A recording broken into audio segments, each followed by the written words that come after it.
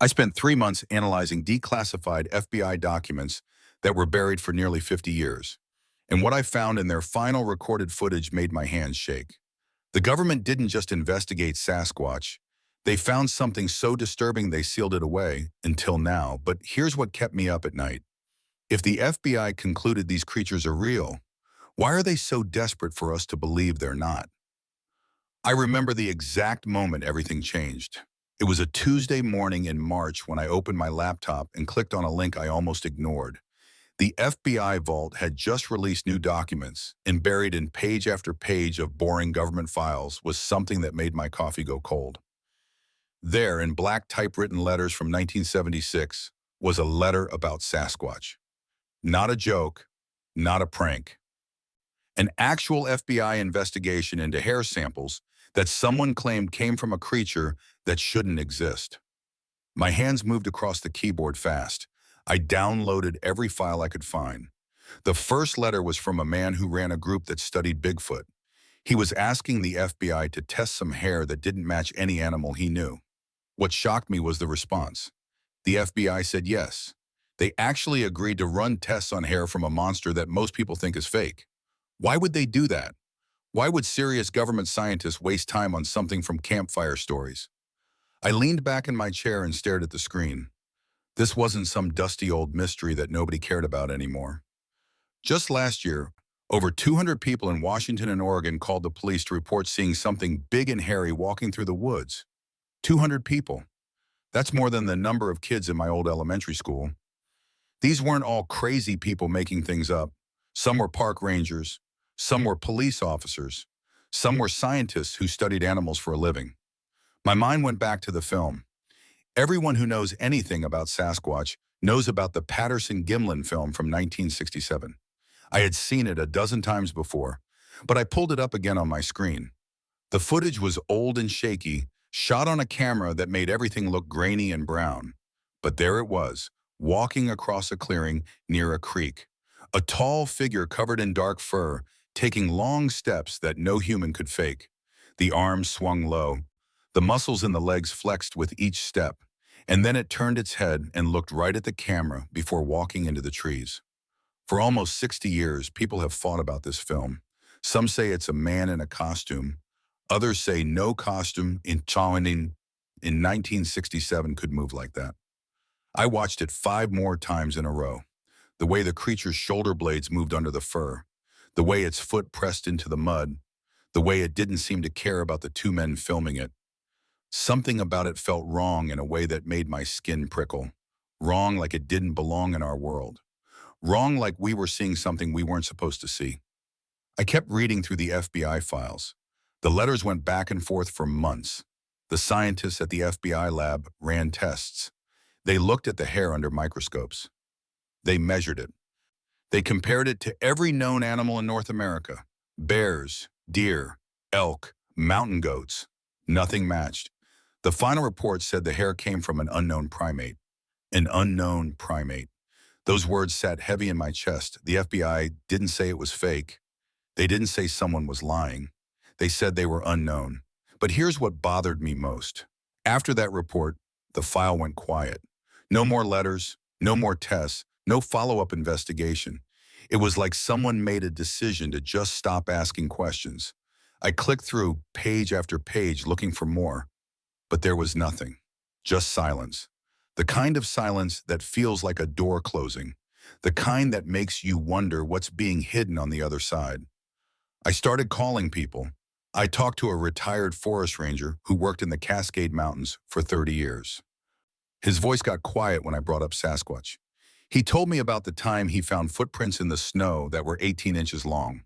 He said he followed them for 2 miles before they disappeared into thick brush that no human could walk through. He said he told his boss about it once, and his boss told him to never put it in a report. Never write it down. Never talk about it with visitors to the park. I talked to a woman who reported a sighting to the sheriff's department in 2019. She was driving home from work at night when something walked across the road in front of her car. She said it was at least 8 feet tall. She said its eyes reflected her headlights like a deer's eyes do, but orange instead of green. She said it took 3 steps to cross a 2-lane road. When she called the police, they took her statement. They wrote everything down. But when she asked for a copy of the report 2 weeks later, they said they couldn't find it. They said it must have been lost. The pattern was everywhere once I started looking. Sightings reported, evidence collected, then nothing. No investigations, no answers, just files that disappeared and witnesses who were told to stay quiet. The FBI had opened a door in 1990s by agreeing to test that hair, but then they seemed to decide that some doors should stay closed. I sat in my office surrounded by printouts and notes and photos. The Patterson-Gimlin film played on repeat on my screen, that creature walking away into the shadows over and over. The FBI's words echoed in my head. Unknown primate, unknown. The government had proof that something was out there, something they couldn't explain. And instead of investigating more, they buried it. That's when I knew I had to find out why. The lab results came 3 weeks after I sent my request. I had paid a private forensics company to look at photographs of the original FBI hair samples. The pictures were grainy, but clear enough for analysis. When the email arrived, I sat staring at the subject line for a full minute before I clicked it open. My heart was beating too fast. The report was 12 pages long. Most of it was technical language about cell structures and protein markers. But page 7 made me stand up from my desk. The analyst wrote that the hair showed characteristics consistent with primate species, but the thickness and scale pattern didn't match any known ape or monkey. The cortex was denser than human hair. The medulla was different from any bear species in North America. At the bottom of the page, in plain words that anyone could understand, the analyst wrote that if this hair was real, it came from something science hadn't documented yet. I printed the report and put it in a folder that was getting thicker every day. Then I started mapping. I bought a large map of the Pacific Northwest and pinned it to my wall. Every reported sighting I could find got a red push pin. Every audio recording got a blue one. Every footprint cast got yellow. Within a week, my wall looked like it had a rash. But the rash wasn't random. The pins clustered in specific areas. The Cascade Mountain Range, the Olympic Peninsula, the forests along the Columbia River. These weren't spread out stories from random places. They formed patterns, migration routes maybe, or territories. I reached out to a sheriff's deputy in Skamania County, Washington. He agreed to talk to me if I didn't use his real name. We met at a diner off Highway 12. He was a big man with gray hair and hands that looked like they'd seen hard work. He ordered coffee and didn't touch it while he talked. He told me that in his 23 years wearing a badge, he'd taken at least 40 reports about Sasquatch sightings. 40. He said most witnesses were terrified, shaking, crying sometimes. These weren't people looking for attention. They were people who saw something that scared them so badly they needed to tell someone official, even if it meant people might think they were crazy. What struck me most was how similar the descriptions were. The deputy pulled out a small notebook from his jacket pocket. He'd been keeping his own records, separate from the official reports. He flipped through pages of notes written in neat handwriting. 7 feet to 9 feet tall, dark brown or black fur, long arms that hung past the knees, a face that looked almost human but not quite, eyes that reflected light, a smell like rotten garbage mixed with wet dog. And the sound. Multiple witnesses mentioned a sound, a low whooping call that carried through the forest at night. A sound that made their chest vibrate even from far away. I asked him about the official reports. Where did they go? He took a sip of his cold coffee and looked out the window. He said the reports got filed. They went into the system, but nobody ever followed up. No investigations, no search parties. The reports just disappeared into filing cabinets. He said it felt like there was an understanding, an unspoken rule that these reports should be taken but not acted on, written down but not believed. Back home, I started listening to audio recordings. A researcher in Oregon had sent me files from a recording device he'd hidden in the woods. The first few files were boring. Wind in trees, birds calling, the creek bubbling over rocks. Then, at timestamp 2 hours and 14 minutes, something else. A vocalization that started low and rose up in pitch. It lasted maybe 8 seconds. I played it over and over. It didn't sound like any animal I knew. Not a bear, not a wolf, not an elk. It had a quality that felt almost like speech, like someone trying to form words but not quite getting there. I sent the file to a sound analysis expert. She wrote back 2 days later. She said the frequency range suggested a large throat cavity, bigger than a human. The sound had patterns that reminded her of great ape communication, but deeper. She said whatever made that sound had lungs that could push a lot of air. She couldn't tell me what it was, but she could tell me it was big. Then came the thermal footage. A hunting outfitter in Northern California had caught something on his thermal camera in January. He sent me the video file with a short message that said he'd been trying to forget about it for months. I opened the file on my computer. The footage was date-stamped at 3 in the morning. Everything showed up in shades of orange and red against a black background. Trees, rocks, a deer walking through the frame. Then, at the edge of the screen, something else appeared. A figure, tall, walking on 2 legs. The heat signature showed it was warm-blooded. The stride was too long for a human. It was there for 6 seconds before it moved behind a thick stand of pine trees and disappeared. I played that video 50 times. I measured the figure against the trees using software. At least 7.5 feet tall, shoulders wider than any person I'd ever seen, arms that didn't swing quite right for a human. Each time I watched it, my stomach felt tight. This wasn't a story anymore. This was footage, data, evidence, but the more evidence I collected, the more questions I had. Why wasn't anyone investigating this seriously? I found more redacted documents from other government agencies, Fish and Wildlife, the Forest Service, Park Service, pages with black bars covering whole paragraphs. I have filed Freedom of Information requests. Most came back denied. The reasons were always vague: national security, ongoing investigation, exemption under privacy laws. I started making a timeline. Every piece of evidence, every official response, every time something got buried or ignored. The pattern was clear and it was ugly. Someone somewhere had decided that this information shouldn't reach the public. Evidence was being collected and then hidden away. Witnesses were being dismissed. Scientists who asked questions were losing funding. It wasn't just skepticism. It was something more organized, something that felt like control. I sat at my desk late one night with all my files spread around me. The thermal video played silently on my screen. The audio whoops echoed from my speakers. The map on my wall was covered in pins, and I realized something that made my hands go cold. The government knew. They had known for decades, and they had decided that the truth was too dangerous to share. If you enjoyed this story, make sure to subscribe. I don't want you missing out on tomorrow's new Bigfoot story. Thanks for watching. I had to go into the woods myself. Reading reports and looking at videos wasn't enough anymore. I needed to feel what those witnesses felt. I needed to understand why grown adults came out of the forest shaking and changed. So in late September, I packed my truck and drove to the Gifford-Pinchot National Forest in Washington. This was one of the hot spots on my map, a place where sightings happened every few years like clockwork. The first night camping alone, I barely slept. Every sound made me sit up in my sleeping bag. A branch breaking, footsteps that might have been a deer or might have been something else. The darkness in the forest is different than darkness anywhere else. It's thick, complete. My flashlight beam felt tiny and useless against it. I kept thinking about that thermal footage, about something tall, watching from the trees.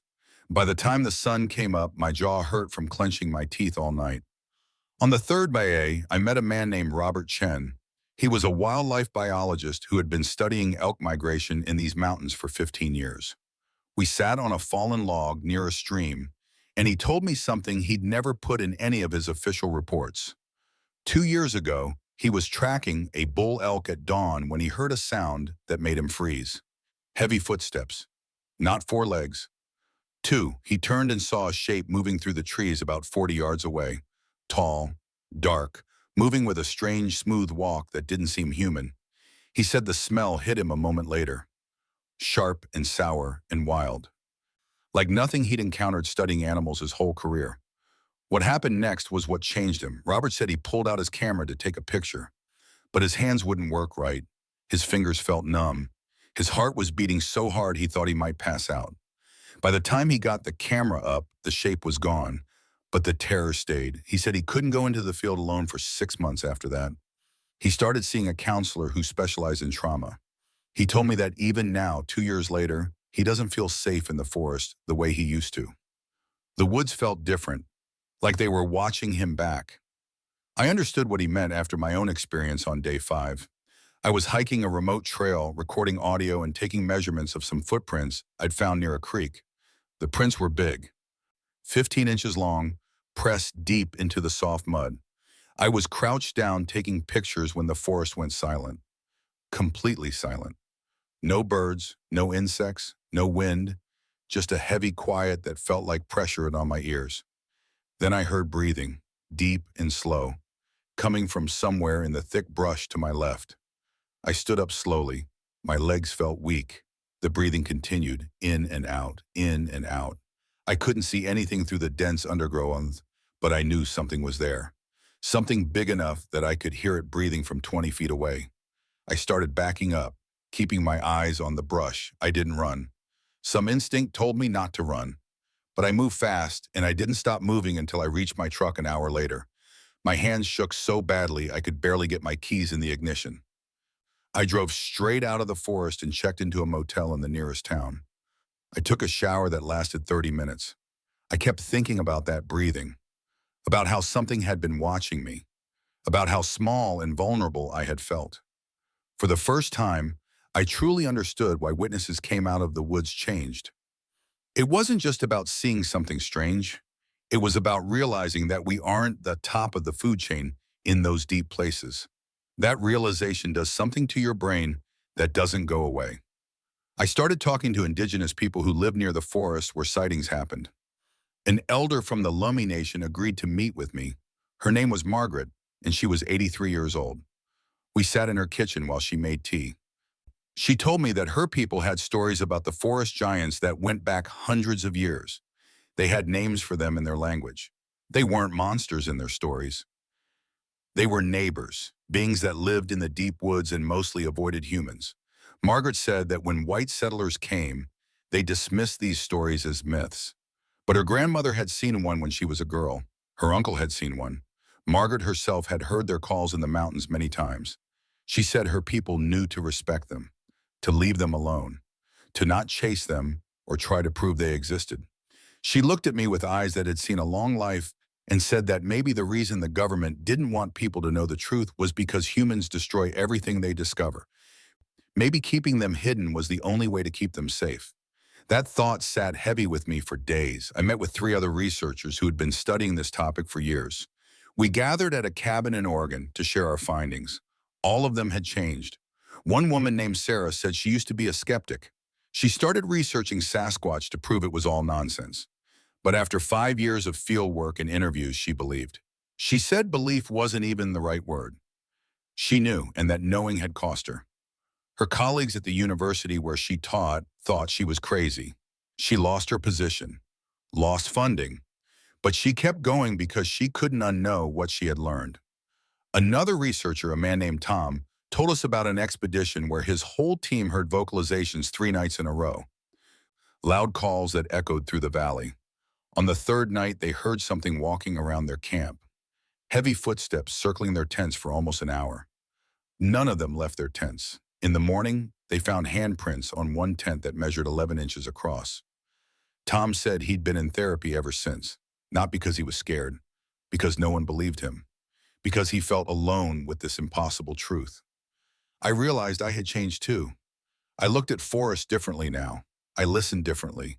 I walked through the world knowing that there were things we didn't understand, things that stayed hidden on purpose. And I couldn't sleep without checking that my doors were locked. Not because I thought something would hurt me, but because I knew that the world was bigger and stranger than I had ever imagined.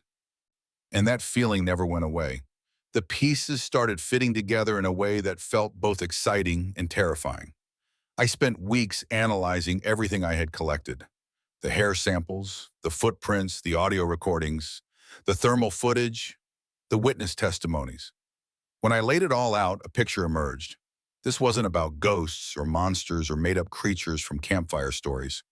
The evidence pointed to something real, a species of great ape that had somehow survived in the forests of North America without being officially discovered by science. It seemed impossible at first. How could something that big stay hidden? But then I started learning about other animals that science thought were extinct or didn't exist until someone found them. The mountain gorilla wasn't known to science until 1902. The giant squid was considered a myth until a dead one washed up on a beach. In Vietnam, they discovered a new species of large mammal called the saola in 1992, a creature weighing 200 pounds that had been living in the jungle the whole time. If that could happen in a small country with millions of people, why not in the vast wilderness of the Pacific Northwest? I talked to a primatologist who agreed to speak with me off the record. She worked at a major university and couldn't risk her reputation by going public with her thoughts. We met in a park, walking while we talked. She told me that if Sasquatch existed, it would explain some things that had always puzzled scientists. Why were there gaps in the fossil record of great apes in North America?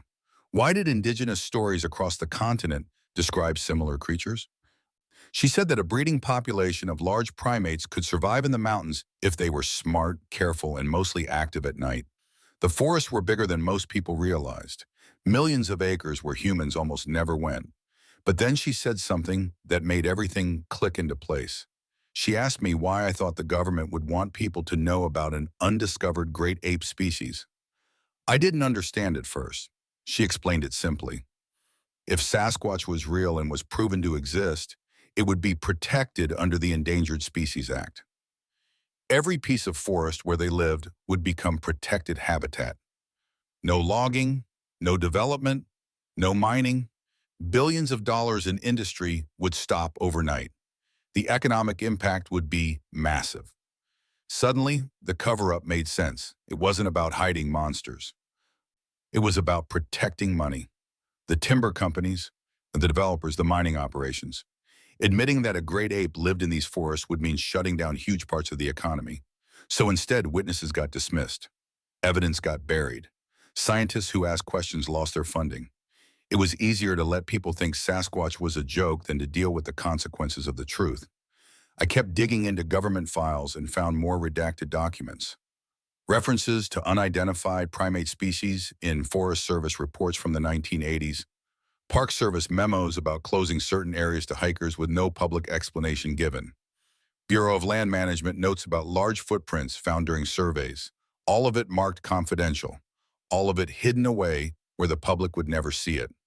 Then, 3 months into my investigation, I received a package. No return address, just a padded envelope that arrived at my apartment. Inside was a USB drive and a note written in careful handwriting. The note said that what was on the drive was the last footage the FBI had before they closed their investigation in 1978. It said the person sending it was retiring soon and didn't want to die knowing this stayed hidden forever. The note said to be careful who I showed it to. My hands were shaking when I plugged the drive into my computer. There was a single video file, grainy, black and white, time-stamped August 19th. The footage showed a clearing in a forest, trees all around, a small stream on one side. The camera was steady, like it was on a tripod. For the first 30 seconds, nothing happened, just trees and grass moving slightly in wind. Then something walked into frame from the left side, tall, covered in dark fur, walking on 2 legs with a smooth gait that looked natural and easy. It stopped in the middle of the clearing and turned toward the camera. For 5 full seconds, it stared directly at the lens. The face was hard to make out in the grainy footage, but I could see the general shape. A heavy brow, a flat nose, eyes that caught the light. Then it turned and walked out of frame on the right side. The video continued for another 20 seconds, showing just the empty clearing. Then it ended. I watched that video 100 times. I sent it to video analysis experts. Nobody could prove it was fake. Nobody could prove it was real. It existed in that strange space between proof and mystery. The quality was too poor for detailed analysis, but good enough to show something that looked alive and real, something that moved like no costume could move in 1977. something that had been filmed by the FBI and then locked away for decades. I realized something then. Maybe the truth wasn't about proving Sasquatch existed beyond all doubt. Maybe the truth was understanding that we share this world with mysteries that might never be fully solved, that not everything can be captured and studied and put in a museum, that some things are meant to stay just out of reach, living in the spaces between what we know and what we imagine. The final video didn't give me the answers I thought I wanted. It gave me something else. It gave me uncertainty. And in that uncertainty was a strange kind of freedom. Freedom from needing to know everything. Freedom to accept that the world was bigger and wilder than our desire to control it. I think about Margaret, the Lummi elder, and what she said about keeping them safe by keeping them hidden. I think about the forests that still exist because companies couldn't prove they needed to be cut down. I think about the witnesses who saw something that changed them forever. And I think about that creature in the FBI footage, staring at the camera before walking away into the trees. Maybe the real question isn't whether Sasquatch exists. Maybe the real question is why we need so badly to catch it, to prove it, to own it. What does our obsession with finding definite answers say about us? What are we really searching for in those dark woods? I don't have those answers, but I know that somewhere in the mountains of the Pacific Northwest, in forests too deep for most people to ever visit, something is out there, something that chooses to stay hidden. And maybe, just maybe, that's exactly how it should be. The mystery remains, and perhaps that's the point.